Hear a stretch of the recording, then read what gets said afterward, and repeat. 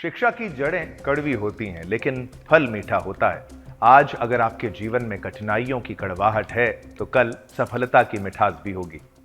नमस्कार, आप देख रहे हैं सुदर्शन न्यूज। मैं हूं आपके साथ शिवम दत्त मेहता और स्वागत है आपका रात के 9 बजे के special prime time super prime time show यानी जनमत में। एकमात्र ऐसा शो जहां आप हर खबर पर पोल के माध्यम से भाग लेते हैं। सोशल मीडिया प्लेटफॉर्म एक्स पर जाकर वहां आप वोट करते हैं, तो नतीजे हम आपको दिखाते हैं। रोजाना रात को 9 बजे से पहले ही शुरुआत करते हैं कार्यक्रम जनमत की। चलिए, आज कौन से मुद्दे आपके लिए जो हम लेकर आए हैं, बड़ी जो वाइड फ्रेम करके आपको हम दिखाते हैं, यहाँ पर कौन से मुद्दे आपके लिए लेकर आए हैं वो बताएंगे, क्योंकि बड़े मुद्दे आपके लिए लेकर आए हैं। जी हाँ, कुछ ही पलों में आपके टेलीविजन स्क्रीन पर 80% पाक आतंकी। देखिए, ये जनरल द्विवेदी जी ने ये बात कह दी है कि भाई भारत में, जम्मू कश्मीर में जितने आतंकवादी हैं, 80% आतंकवादी पाकिस्तान से आते हैं। भारत के आतंकवादी उतने नहीं हैं जितने कि पाकिस्तान से आ रहे हैं। मैं तो कहता हूँ पूरे विश्व में जितने आतंकवादी हैं सबसे ज़्यादा पाकिस्तान के होंगे, 99% पाकिस्तान से होंगे। फिर आगे बढ़ते हैं और इस्लामोफोबिया का रोना अब पाकिस्तान ने रोना शुरू कर दिया है। किस मामले पर? ग्रूमिंग गैंग्स के मामलों पर, जहां पर लगभग मेजॉरिटी, आप मान लीजिए लगभग टोटल सारे के सारे वहां पर पाकिस्तानी मुसलमान जो यूके में रह रहे हैं, उन पर यह आरोप है कि छोटी छोटी बच्चियों का वो रेप करते थे, उनको ग्रूमिंग गैंग्स कहा जाता है, उनको ड्रग दिया जाता था। उन तमाम चीज़ों का भी पाकिस्तान का जवाब आ रहा है कि ये सब कुछ इस्लामोफोबिया है, रेसिज्म है। अब इनको ये सारी शब्दावली का इस्तेमाल करने का मौका मिल गया है। अब नहीं बच पाएंगे, क्योंकि इस बार बहुत फजीयत हो चुकी है इनकी और सबके सामने आ चुकी है सच्चाई। फिर आगे बात करेंगे महाकुंभ के अद्भुत दृश्य। महाकुंभ के वो अद्भुत दृश्य भी आज आपको दिखाएंगे। मकर संक्रांति की आप सभी को हार्दिक शुभकामनाएं भी हमारे सुदर्शन न्यूज चैनल की तरफ से। अब रात हो चुकी है लगभग, लेकिन आज का दिन बहुत अद्भुत था। और कौन कौन से दृश्य, क्या क्या वहां पर स्नान के दौरान दृश्य देखने को मिले, और देश विदेश से जो लोग आए हैं, श्रद्धालु आए हैं, उनका दृश्य भी आपके लिए लेकर आएंगे। और फिर राहुल आपकी चाल, यानी आप देखिए आम आदमी पार्टी में और राहुल गांधी की कांग्रेस पार्टी के बीच आखिर चल क्या रहा है। देखिए, राहुल गांधी हमलावर हैं अरविंद केजरीवाल पर, तो अरविंद केजरीवाल ज़्यादा जवाब नहीं दे रहे, लेकिन इंडी गठबंधन अब कहाँ चला गया? ये जो इतना लंबा सफ़र इन्होंने साथ में तय करने का वादा किया था, कि कुछ कदम ही चले और फिर उसके बाद रुक गए। चलिए, दिल्ली चुनाव से ही शुरुआत कर लेते हैं। दिल्ली विधानसभा चुनाव को लेकर भाजपा और आम आदमी पार्टी के बीच तीखी बयानबाजी के बीच अब कांग्रेस के नेता, एलओपी कह लीजिए, राहुल गांधी भी मैदान में कूद पड़े हैं। दिल्ली विधानसभा चुनावों के मद्देनजर कांग्रेस नेता राहुल गांधी ने बीजेपी और दिल्ली के मुख्यमंत्री अरविंद केजरीवाल पर तीखे हमले किए हैं। राहुल गांधी ने अपने ताजा बयान में दोनों पार्टियों पर जमकर हमला बोला है। उनका कहना है कि दिल्ली की जनता बदलाव चाहती है और कांग्रेस ही इस बदलाव की सच्ची उम्मीद है। एक वक्त था जब कांग्रेस और आम आदमी पार्टी यानी आप, भारतीय जनता पार्टी को हराने के लिए इंडिया गठबंधन यानी इंडी गठबंधन के तहत एकजुट हुई थी, लेकिन अब वही दोनों पार्टियां दिल्ली विधानसभा चुनाव से पहले एक दूसरे पर आरोप प्रत्यारोप लगा रही हैं। दिल्ली की बात करें तो दिल्ली में अपनी पहली चुनावी रैली के दौरान राहुल गांधी ने अरविंद केजरीवाल पर जमकर हमला बोला है। सोचिए, राहुल गांधी अरविंद केजरीवाल पर हमला बोल रहे हैं, वो भी जमकर। उन्होंने केजरीवाल की नीतियों, वादों और कार्यशैली पर सवाल उठाए हैं। उन्होंने आरोप लगाया है कि अरविंद केजरीवाल झूठे वादे करते हैं और जनता को भ्रमित करते हैं। साथ ही उन्होंने अडानी, जातिगत जनगणना जैसे मुद्दों पर भी अरविंद केजरीवाल को घेरा है। राहुल ने दावा किया है कि दिल्ली में सत्ता में रहने के बावजूद अरविंद केजरीवाल इन बड़े मुद्दों पर अपनी बात नहीं रख रहे हैं, जो उनके नेतृत्व पर सवाल उठाते हैं। राहुल ने अरविंद केजरीवाल पर और क्या आरोप लगाए हैं, आइए आपको वो सुनाते हैं। सबसे पहले राहुल गांधी के आरोप बाइट के माध्यम से। देखो, दिल्ली जब केजरीवाल जी आए थे, आपको याद होगा, शीला जी की सरकार थी और केजरीवाल जी आए और केजरीवाल जी ने बहुत बड़ा प्रचार किया, दिल्ली को मैं साफ कर दूंगा, भ्रष्टाचार मिटा दूंगा, पेरिस बना दूंगा। अब देखिए हुआ क्या। आप देखिए, बाहर चला नहीं जा सकता है, ऐसा पोल्यूशन है। अब आप बताइए, दिल्ली में अरविंद केजरीवाल जी ने भ्रष्टाचार मिटाया क्या? मिट गया।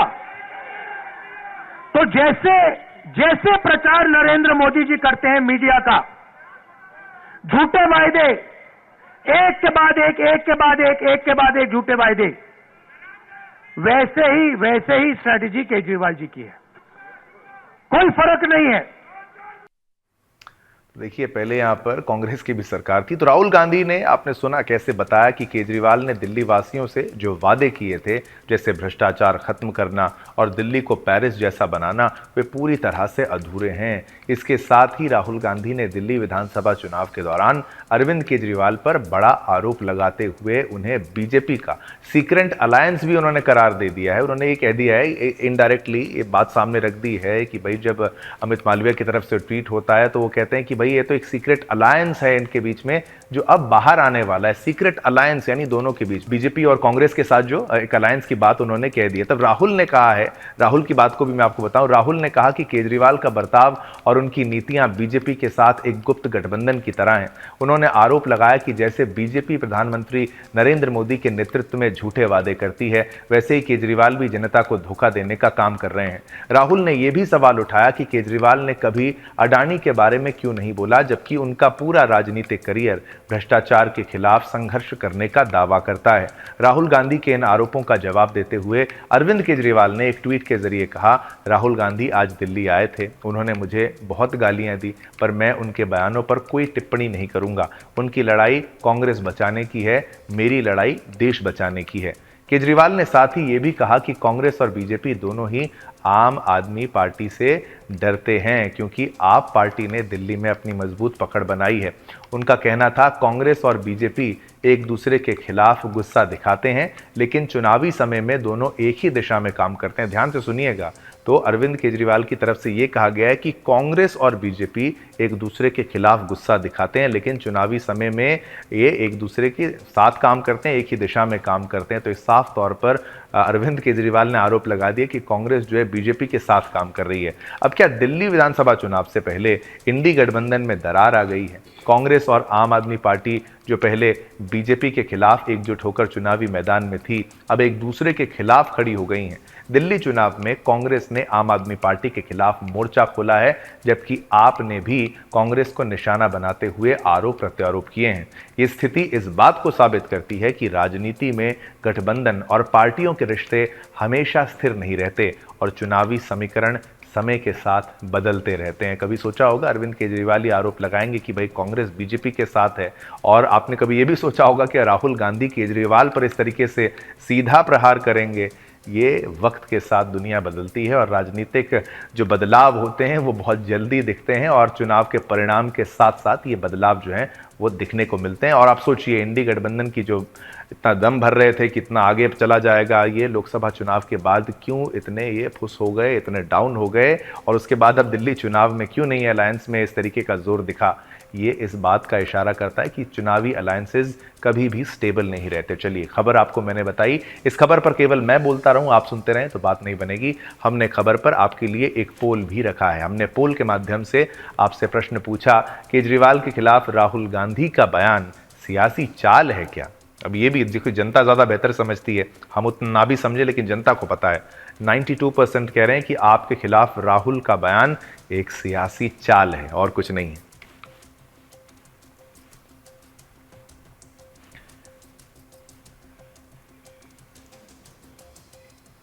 चलिए अब आगे बढ़ते हैं, अगले मुद्दे का रुख करते हैं। भारतीय सेना प्रमुख यानी जनरल उपेंद्र द्विवेदी जी ने सोमवार को पाकिस्तान को आतंकवाद का केंद्र बताते हुए कहा कि जम्मू कश्मीर में सक्रिय 80% आतंकवादी पाकिस्तानी हैं।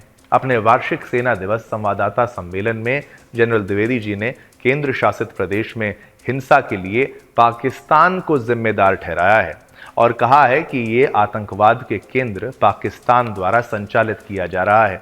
उन्होंने कहा कि यदि भारत को उस तरह का समर्थन नहीं मिलता जैसा कि वो चाहता है, तो इस तरह की आतंकवादी घुसपैठ जारी रहेगी। सेना प्रमुख ने कहा कि केंद्र शासित प्रदेश में संसदीय चुनाव और विधानसभा चुनाव दोनों में लगभग 60% मतदान हुआ है। उन्होंने कहा कि इसका मतलब है कि स्थानीय आबादी शांति के साथ चल रही है और स्थानीय आबादी जो है वो शांति चाहती है। जम्मू कश्मीर के लोग हिंसा का त्याग कर रहे हैं और हिंसा हमारे पश्चिमी यानी विरोधी पाकिस्तान द्वारा फैलाई जा रही है। जनरल द्विवेदी जी वो हैं जिन्होंने उत्तरी सेना कमांडर के रूप में आतंकवाद विरोधी अभियानों को बहुत करीब से संभाला है, देखा है। जनरल द्विवेदी जी ने कहा है कि अब तक हमने साल 2024 में 15,000 अतिरिक्त सैनिकों को शामिल किया है और इसीलिए आप पाएंगे कि हिंसा का स्तर कम हो गया है। जहां हम 73 आतंकवादियों को ढेर किए हैं जिनमें से 60% पाकिस्तानी आतंकवादी थे। और ये सेना प्रमुख ने ये पोल खोली है पाकिस्तान की, और जब सेना प्रमुख बोलते हैं तो बात में बहुत दम होता है। ये सर्वोच्च स्टेटमेंट के रूप में देखा जा सकता है। भारत में आतंकवाद के लिए 80% अगर कोई जिम्मेदार है, जम्मू कश्मीर तो हमारा ताज है, तो वहां पर 80% आतंकवादी, आप सोचिए, हैरान करने वाली बात है, वो सारे के सारे पाकिस्तान से हैं, यानी घाटी जम्मू कश्मीर से। जो वहां के युवा हैं, पहले अगर दौर होगा अलग होगा, लेकिन मौजूदा स्थिति में ऐसा नहीं है। चलिए, इस खबर पर भी हमने पोल के माध्यम से आपसे जो प्रश्न पूछा वो भी आपको बताएंगे, लेकिन पहले आपको सुना देते हैं क्या कुछ उन्होंने कहा है।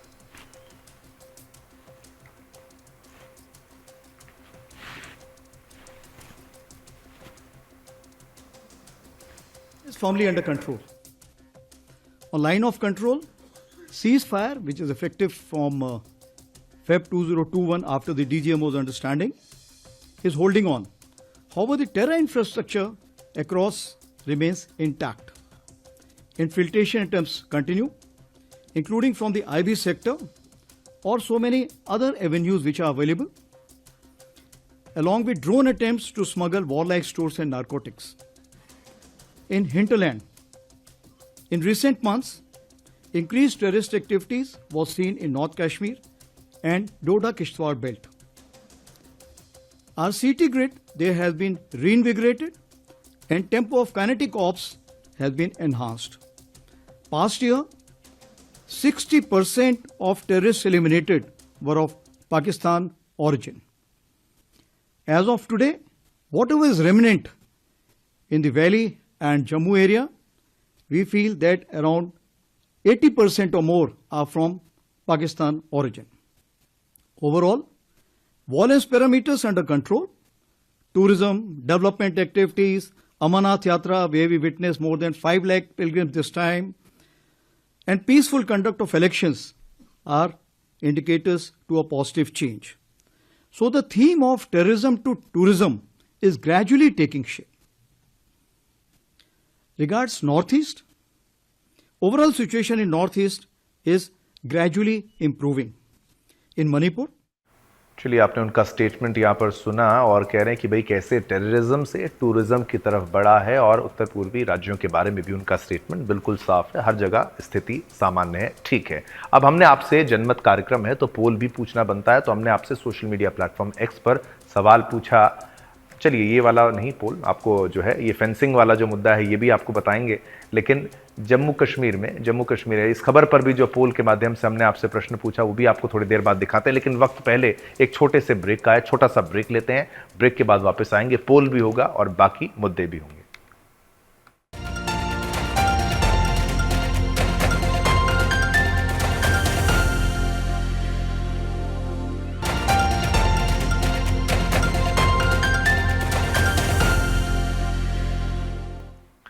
चलिए, ब्रेक के बाद पुनः आपका स्वागत है। तो ब्रेक से पहले हमने आपको सुनाया था कि जनरल द्विवेदी जी ने क्या कुछ कहा था, और उन्होंने जो स्टेटमेंट दिया 80% आतंकवादी पाकिस्तानी है। इसी के चलते हमने आपसे भी प्रश्न पूछा जनमत में कि भाई जम्मू कश्मीर में सक्रिय 80% आतंकवादी क्या पाकिस्तानी हैं या नहीं है। भाई इसका जवाब भी आपने क्या दिया ये आप देख लीजिए, और बिल्कुल जनरल साहब के स्टेटमेंट से बिल्कुल मैच करता हुआ 80 नहीं तो 83% बिल्कुल ये मैच होता है कि भाई 83% बात जनता ये मानती है कि बिल्कुल उनकी स्टेटमेंट में सच्चाई है, और ऐसा ही है।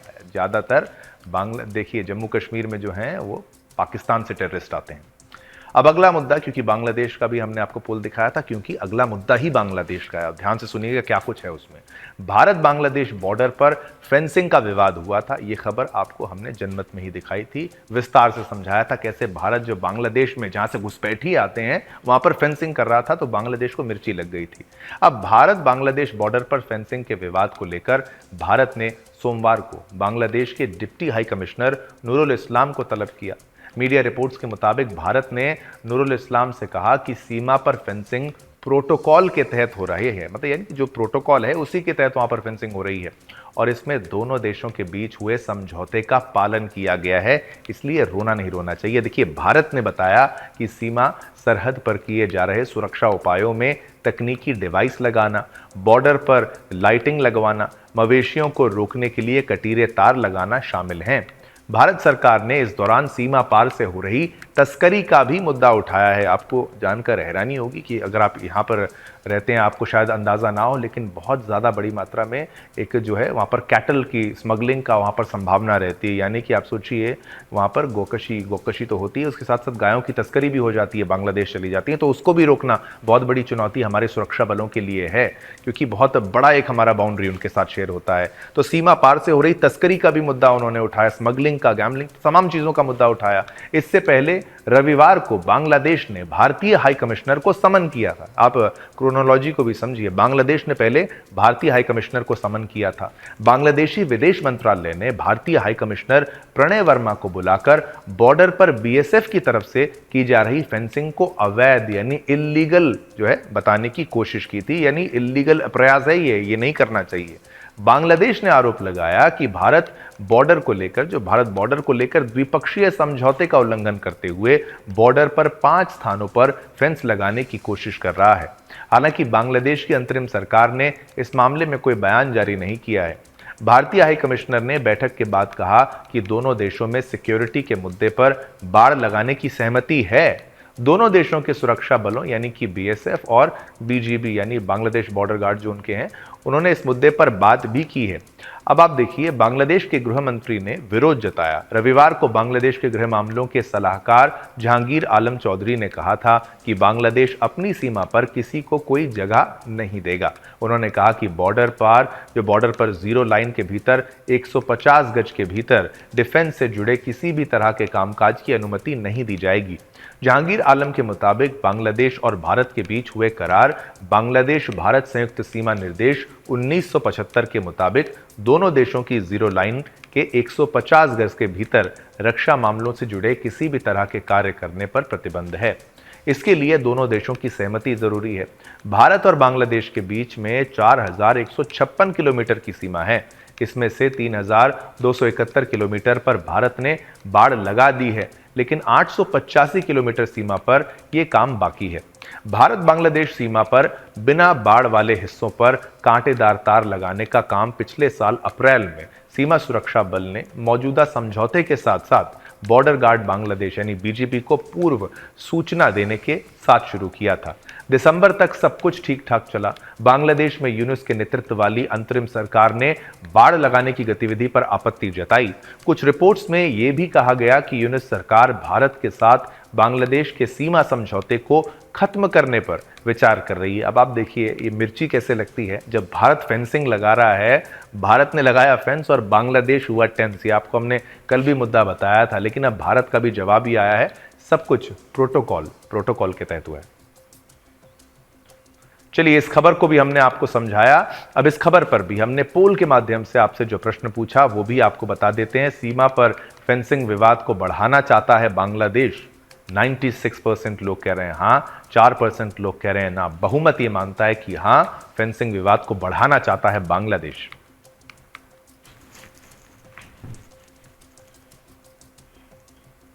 चलिए, वक्त है एक छोटे से ब्रेक का। ब्रेक तो हम ले रहे हैं, लेकिन ब्रेक के उस पार मकर संक्रांति के पावन पर्व पर प्रयागराज में क्या कुछ हो रहा है और कैसे अद्भुत दृश्य हैं वहां के आपको दिखाएंगे स्नान के। तो छोटे से ब्रेक के बाद आते हैं।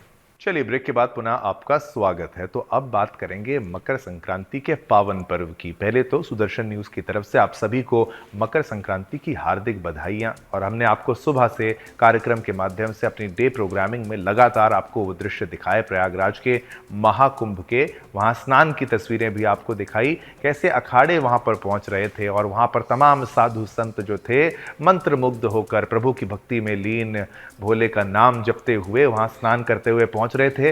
भारत से ही नहीं, इस देश से ही नहीं, विदेश से भी कितने ही साधु संत बन चुके हैं। सोचिए, आप यहां पर नाम जपने से परहेज कर रहे हैं, वहां पर विदेशी जनता आके यहां पर प्रभु का नाम भी लेती है और नाम लेते हुए वो सनातनी भी हो गए हैं और वो संत तक बन गए हैं। तो ये पावन दिव्य भूमि जो सनातन की, जहाँ पर आपको जन्म लेने का सौभाग्य मिला है, सनातनी होने का सौभाग्य मिला है, ये एक तरीके से पर्वों की भूमि है। इतने पर्व होते हैं, केवल दीपावली ही नहीं, होली ही नहीं, बहुत से पर्व हैं। तो महाकुंभ भी विशेष है। तो देखिए, मकर संक्रांति के पावन पर्व पर प्रयागराज में प्रथम महाकुंभ अमृत स्नान के अवसर पर आप सोचिए 3.5 करोड़, ध्यान से सुनिएगा, 3.5 करोड़ से अधिक पूज्य साधु संतों और श्रद्धालुओं ने बड़े ही हर्षोल्लास के साथ संगम में पवित्र स्नान किया। श्रद्धेय संतों की पावन उपस्थिति में महाकुंभ क्षेत्र का संपूर्ण वातावरण और अधिक दिव्य और अलौकिक हो गया। मैं शब्द बोलूंगा वो कम पड़ जाएंगे, इसलिए आपके लिए स्पेशल रिपोर्ट बनाई है ताकि आप इस पूरे अद्भुत दृश्य, सारे अद्भुत दृश्यों को अच्छे से निहार सकें, देख सकें। महाकुंभ का अद्भुत रंग देखिए हमारी स्पेशल रिपोर्ट में।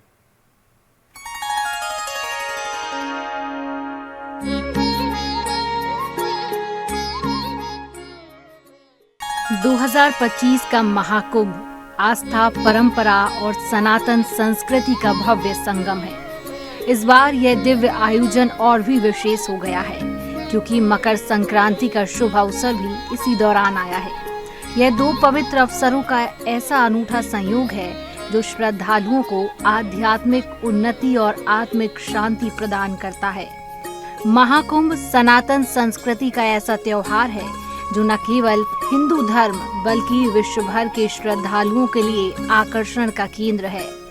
गंगा, यमुना और सरस्वती के संगम पर किया गया स्नान पापों के नाश और मोक्ष की प्राप्ति का मार्ग प्रशस्त करता है। बहुत बढ़िया दिव्यता का अनुभव होता है। भारतीय संस्कृति के गौरव को देख रहे हैं लोग, लाखों लोगों की, करोड़ों लोगों की भीड़ है। चारों तरफ से उत्साह है, हर्षोल्लास है। इस हर्षोल्लास में लोग ठंडी भूल गए, सर्दी भूल गए। रात के 2 बजे से प्रतीक्षा कर रहे हैं संतों के दर्शन करने के लिए।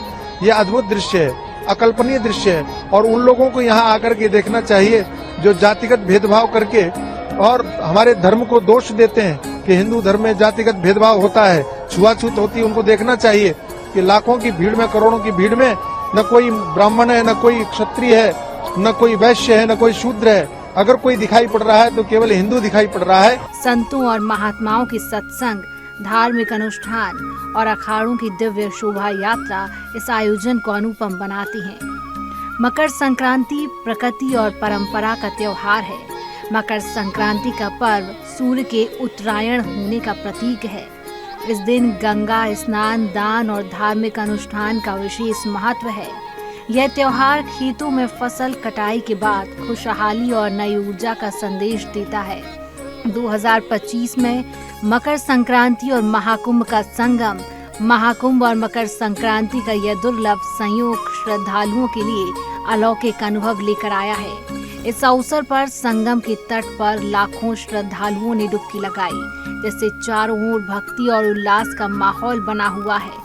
साधु संतों के प्रवचन और अखाड़ों की शोभा यात्राएं इस आयोजन को और भी दिव्य बना रही हैं। सनातन संस्कृति का विशेष महत्व, पवित्र स्नान। महाकुंभ और मकर संक्रांति के स्नान से पापों का नाश और मोक्ष की प्राप्ति होती है। दान पुण्य, इस दिन किया गया दान कई गुना फलदायी माना जाता है। धार्मिक अनुष्ठान, यज्ञ, हवन और मंत्रोच्चार से वातावरण पवित्र होता है। एक अद्वितीय अनुभव। महाकुंभ 2025 केवल एक धार्मिक उत्सव नहीं, बल्कि यह सनातन परंपराओं, आध्यात्मिकता और सामाजिक समरसता का उत्सव है। मकर संक्रांति जैसे पर्व के साथ इसके मेल से यह आयोजन और भी महत्वपूर्ण हो गया है। सर्वश्रेष्ठ इसमें और कुछ भी नहीं है। उनके बड़े भाग है जो ये आते हैं, यात्रा करते हैं। जैसे आप पत्रकार है, बड़े भाग्यशाली है, जो इसे देख रहे बड़े भाग्यशाली है। बाकी टीवी में हम क्या देख रहे हैं आजकल? अब देखते हैं लड़ रहे हैं, झगड़ रहे हैं। कोई भी चैनल खोलो, फिल्म देख लो, युद्ध युद्ध युद्ध युद्ध। केवल ये है जो शांति है, प्रेम है, उसको देखने मात्र से रोक जाते हैं। टीवी चैनल तो और भी है ना, उसको देखने से बीमारी आ जाती है। तो ऐसा और क्या होगा? यह आयोजन हमारी सांस्कृतिक धरोहर को संजोए रखने और आने वाली पीढ़ियों को उसकी महत्वता समझाने का एक सशक्त माध्यम है। आइए इस अवसर पर संगम नगरी में डुबकी लगाकर अपनी आत्मा को शुद्ध करें और सनातन संस्कृति की दिव्यता का अनुभव करें। मुझे बड़ी खुशी है क्योंकि मेरा पहली बार है ये कुंभ में, तो मुझे बहुत खुशी मिल रही है। एक तो यही कि पहली बार है, फिर पहला स्नान है, और जो ये सत्र में देख रही हूँ, ये जो भीड़ तो नहीं कहूंगी पर भक्तों का सैलाब आया है, वो दर्शन पहली बार मैंने किया, मुझे बड़ी खुशी है। और मैं चाहूंगी हर व्यक्ति, देश का हर सदस्य इसके दर्शन कर सके, ये मेरी कामना होगी, तो सभी जरूर आए। देखिए, मैं तो बहुत सुंदर तरीके से देखती हूँ, मुझे लगता है, मैं अपनी कथाओं में कहती हूँ कि बच्चे पाश्चात्य संस्कृति के और इसलिए बढ़ते हैं क्योंकि वो अपनी संस्कृति को बहुत उजागर करके बताते हैं। हम जिस दिन बताना शुरू करेंगे उस दिन अपने आप ही बच्चे इस तरफ आने लगेंगे। तो ये एक तरीके का वही है कि हम उजागर करके अपनी संस्कृति, अपना धर्म, अपने संस्कार दुनिया को दिखा रहे हैं, जिससे बच्चे आकर्षित हो, युवा आकर्षित हो और उनका ध्यान भगवान में, भक्ति में, धर्म में और संस्कृति में जुड़े। मकर संक्रांति और महाकुंभ का यह महासंगम केवल एक पर्व नहीं बल्कि सनातन आस्था की जीवंत झलक है। यह पर्व हमें अपनी सांस्कृतिक जड़ों से जोड़ता है और प्रकृति, धर्म और अध्यात्म की एकता का संदेश देता है। Bureau report, Sudarshan news.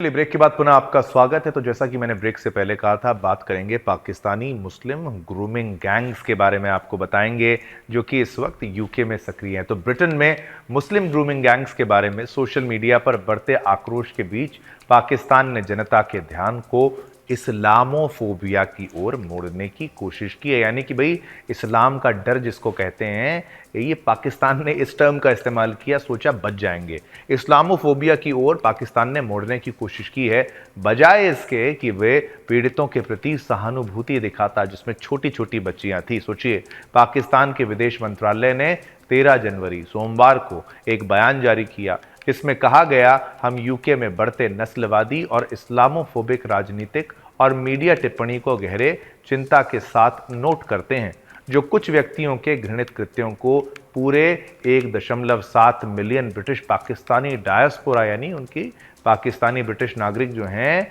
उनके डायस्पोरा के साथ जोड़ने की कोशिश करी जा रही है। पाकिस्तान का यह बयान कि ब्रिटेन में पाकिस्तानी मूल के मुस्लिम ग्रूमिंग गैंग्स की आलोचना को इस्लामोफोबिया के रूप में प्रस्तुत किया गया है, न केवल तथ्यों से मुंह मोड़ने का प्रयास है, बल्कि ये एक गंभीर अपराध को हल्का करने का प्रयास भी है। पाकिस्तान का ये रवैया उन पीड़ितों के दर्द और संघर्ष को नजरअंदाज करता है जो इन गैंग्स के शिकार हुए हैं। ग्रूमिंग गैंग्स में शामिल लोग निर्दोष बच्चों के साथ घिनौने अपराध करते हैं और इस पर कोई भी सहानुभूति या समर्थन नहीं हो सकता। ये मैप भी आपको हम दिखा रहे हैं कहाँ कहाँ ये हुआ है। ये पूरा यूके आपका देखिए चला जाएगा इसी में। तो देखिए, पाकिस्तान द्वारा इसे कुछ व्यक्तियों के कृत्य के रूप में खारिज करना ये दर्शाता है कि पाकिस्तान इस गंभीर मुद्दे से मुंह मोड़ रहा है। ऐसे अपराधों को हल्के में लेना न केवल पीड़ितों के लिए अन्याय है, बल्कि ये पूरे समाज को नुकसान पहुंचाने वाला है। इसके अलावा पाकिस्तान का ये दावा कि ब्रिटिश पाकिस्तानी समुदाय ने यूके के विकास में योगदान दिया है सही है, लेकिन इसका ये मतलब नहीं है कि उसका समुदाय में कुछ लोग ऐसे घिनौने अपराधों में शामिल होने से ऊपर हैं। ये ज़रूरी है कि पाकिस्तान अपने नागरिकों और उनके कृत्यों पर न केवल गर्व करे, बल्कि अगर कोई अपराध हो तो उसकी स्पष्ट और मजबूत निंदा भी करे। लेकिन यह भी सच है कि किसी समुदाय के कुछ व्यक्तियों के द्वारा किए गए अपराधों को केवल इस्लामोफोबिया या फिर नस्लवाद के रूप में पेश किया करना गलत है। लेकिन सही तरीका यह है कि हम अपराधियों के कृत्यों की आलोचना करें और उनके खिलाफ सख्त कार्रवाई की जाए।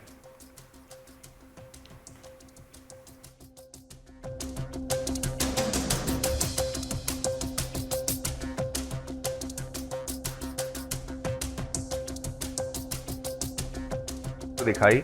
अब इस खबर पर हमने पोल के माध्यम से आपसे जो प्रश्न पूछा वो भी आपको दिखा देते हैं। मुस्लिम ग्रूमिंग गिरोहों को बचा रहा है पाकिस्तान। हमने पोल के माध्यम से आपसे ये प्रश्न पूछा, ये लीजिए। 98% लोगों ने कहा हाँ, 2% लोगों ने कहा ना। तो बहुमत इस बात से सहमत है और जानता है कि मुस्लिम ग्रूमिंग गिरोहों को बचा रहा है पाकिस्तान। अब आगे बढ़ते हैं, एक ऐसी आग की बारे में बात करते हैं जो रुकने का नाम नहीं ले रही, यानी अमेरिका की आग। कैलिफोर्निया के जंगलों से शुरू हुई लॉस एंजलिस काउंटी में आग की लपटों ने भयानक रूप ले लिया है, जहां 10 मिलियन लोग संभावित रूप से घर छोड़ने को मजबूर हो सकते हैं। तेज हवाओं की रफ्तार 70 मील प्रति घंटे तक पहुंचने की आशंका है, जिससे आग और भड़कने का खतरा जो है वो बढ़ गया है और भड़क भी रही है। स्थानीय प्रशासन और फायर डिपार्टमेंट विभाग ने आग पर काबू पाने की कोशिशों में तो वो जुटे हैं, लेकिन हालात बेकाबू होते जा रहे हैं। इन बेकाबू आग की लपटों से पूरे लॉस एंजलिस काउंटी की आबादी पर जोखिम बना हुआ है और बड़े पैमाने पर लोगों को सुरक्षित स्थानों पर भेजने की तैयारियां भी की जा रही हैं। विशेषज्ञों ने चेतावनी दी है कि हवा की दिशा और तेजी से आग का फैलाव और अधिक विनाशकारी हो सकता है।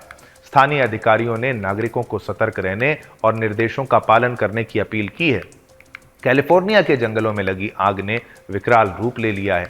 एक मीडिया रिपोर्ट के मुताबिक बताया जा रहा है कि अब तक 60,000 एकड़ से ज्यादा की जमीन जल चुकी है, खाक हो चुकी है और 12,300 से ज्यादा इमारतें 12,300 से ज्यादा इमारतें, सोचिए ये बहुत बड़ा आंकड़ा है, नष्ट हो गई इतनी इमारतें।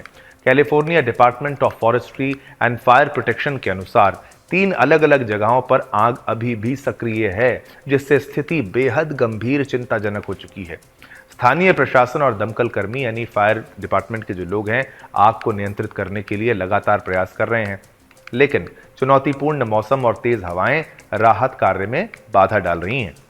अधिकारियों ने नागरिकों से सतर्क रहने और सुरक्षित स्थानों पर जाने का उनको आह्वान किया है, निर्देश दिया है, क्योंकि स्थिति अभी भी खतरनाक बनी हुई है। सोचिए कितने दिनों से कैलिफोर्निया के जंगलों में लगी आग से राहत कार्यों में तेज हवाओं और सूखी परिस्थितियों ने गंभीर चुनौतियां खड़ी कर दी हैं। सेंटा एना की तेज हवाएं आग को और भड़काने का काम कर रही हैं, जिससे फायर फाइटर्स के लिए हालात नियंत्रण में लाना लगभग नामुमकिन होता जा रहा है, मुश्किल बहुत है। International association of fire fighters के वाइल्ड फायर विशेषज्ञ जो टैन आयक ने द वॉशिंगटन पोस्ट को बताया कि ज्यादा तेज हवाओं के दौरान हेलीकॉप्टरों का जमीन के करीब उड़ान भरना सुरक्षित नहीं है, यानी हेलीकॉप्टर से कैसे आग बुझाएंगे, वो जमीन के करीब उड़ नहीं सकते। वहीं अब कुछ अलग ही नजारा अमेरिका के लॉस एंजलिस में देखा जा रहा है, जहां लोग आग बुझाने के लिए निजी यानी प्राइवेट फायर फाइटर्स पर अब निर्भर कर रहे हैं, प्राइवेट दमकल कर्मियों पर अब वो निर्भर कर रहे हैं। यहाँ के अमीर लोग, पैसा बहुत है वहाँ के लोगों के पास, यहाँ के अमीर लोग अपनी संपत्तियों की आग बुझाने के लिए प्राइवेट फायर वाहन मंगवा रहे हैं। लॉस एंजलिस में लगी भयानक आग में अब तक सोचिए 24 लोगों की मौत हो गई है। इतनी बड़ी आग, कम ये आंकड़ा होगा अगर ऐसा कहीं भारत जैसे किसी और देश में कभी हो ना, ऐसा हम नहीं चाहते, लेकिन किसी और ऐसे देश में होता तो बहुत बड़ा आंकड़ा होता, लेकिन ये घोषित आंकड़ा है 24 का। 24 लोगों की मौत हो गई है और 16 लोग लापता बताए जा रहे हैं। आग इतनी भयानक लगी है कि 12,000 से ज्यादा संपत्तियां नष्ट हो गई हैं। लॉस एंजलिस शहर अमीर अमेरिकियों का घर है, जहां लाखों डॉलर के उनके मकान आग की भेंट चढ़ रहे हैं। ऐसे में वे सरकारी संसाधनों के इतर निजी तौर पर फायर फाइटर्स हायर कर रहे हैं और इसके लिए वो $2,000 तक का किराया दे रहे हैं। आपको बता दें कि प्राइवेट फायर फाइटिंग कंपनियों ने ग्राउंड पर अपना निजी फायर इंजन भी लॉन्च किया है। वे पानी की सप्लाई, आग बुझाने में इस्तेमाल किए जाने वाले केमिकल्स और अन्य इंडस्ट्रियल ग्रेड इक्विपमेंट्स मुहैया करा रहे हैं। उनकी डिमांड है वो लॉस एंजलिस में काफ़ी बढ़ गई है। आग की चपेट में आए इलाकों में फायर फाइटिंग हेलीकॉप्टर बड़े पैमाने पर पानी की बौछारें कर रहे हैं, लेकिन सरकारी सिस्टम ठप पड़ गया है। इसी दौरान जिनके पास साधन हैं वे निजी मदद ले रहे हैं। रियल एस्टेट के एक बड़े व्यापारी रिक कारूसो ने भी प्राइवेट फायर फाइटर्स की सर्विस लेकर अपनी संपत्तियों को सुरक्षित किया है। हालांकि सोशल मीडिया पर इन लोगों की आलोचना भी हो रही है, उनको आलोचना भी सहनी पड़ रही है, जैसे कि एक अमीर निवेशक कीथ वॉसरमैन को तंज का सामना करना पड़ा जब उन्होंने निजी फायर फाइटरों से संपर्क साधने की कोशिश की, जिसके बाद से अमीरों द्वारा इस तरह की सुविधा हासिल करने से असमानता को लेकर भी बहस छिड़ गई है। प्राइवेट तौर पर जो आग बुझाने का काम करते हैं उनको हायर करने के लिए लॉस एंजलिस के अमीर लोग कोई भी कीमत दे रहे हैं। अपने घरों की सुरक्षा के लिए ये हर घंटे के हिसाब से $2,000 की रकम दे रहे हैं। सोचिए लाखों में चला जाएगा। इस बात की जानकारी न्यूयॉर्क पोस्ट ने भी दी है। ये लोग आपको बताएं आग बुझाने के लिए लेटेस्ट टेक्नोलॉजी का इस्तेमाल करते हैं और यही वजह है कि आम जनता के बीच इसको लेकर गुस्सा है। आलोचकों का तर्क है कि इस तरह की सर्विस व्यापक अग्निशमन के कामों में व्यवधान पैदा करती है, यानी अमीर तो खुद को बचा लेंगे लेकिन जिनके पास साधन नहीं है उनका क्या होगा। ये तस्वीरें आप देखिए लॉस एंजलिस की, ट्रक ही ट्रक आपको नजर आएंगे कैसे वहां पर अग्निशमन का प्रयास करते हुए और ये धधकती हुई ये जंगल, ये घर, सब कुछ लगभग तबाह सा हो गया है। और ये देखिए, ये हेलीकॉप्टर का शॉट आप देखिए, ये आग का दृश्य, किसी को भी ये अनुभव ना करना पड़े, हम तो आशा करते हैं। और ये चिनूक हेलीकॉप्टर है, ये सबसे बड़े हेलीकॉप्टरों में से एक है और इसकी हालत देखिए, एक छोटा सा ये हेलीकॉप्टर के रूप में नजर आता है। चलिए, आज आज्ञा दीजिए, आज आपके लिए यही मुद्दे हम लेकर आए थे। समय इतनी ही अनुमति देता है आपके साथ संवाद करने की। कल फिर आएंगे, नए मुद्दे आपके लिए लेकर आएंगे और आप भी हमारे साथ सोशल मीडिया प्लेटफॉर्म एक्स पर जुड़िए। #JNMAT यानी जनमत आप हिंदी या इंग्लिश दोनों में टाइप करेंगे, आप हमारे पोल तक भी पहुंच जाएंगे। आप हमें यूट्यूब पर भी देख सकते हैं, इंस्टाग्राम पर भी देख सकते हैं और आप ट्विटर पर तो सुदर्शन न्यूज को फॉलो अगर नहीं किया है तो आज ही करिए। हर हमारी खबर पर आप पोल के माध्यम से भाग लीजिए और आप एकमात्र ऐसे कार्यक्रम में भाग लेंगे जहां पर खबर के साथ आपका मत भी होता है, क्योंकि जनमत ही एकमात्र ऐसा कार्यक्रम है जहां पर केवल एंकर बोले आप सुने खबर, वहां तक बात नहीं खत्म होती। हर खबर पर पोल का प्रतिशत और खबर के विश्लेषण के साथ आपके आंकड़ों के साथ हम मैचिंग करते हैं। चलिए, कल फिर मिलेंगे, तब तक के लिए मेरी और मेरी पूरी टीम की तरफ से आप सभी को जय हिंद, जय भारत, जय हिंदुस्तान।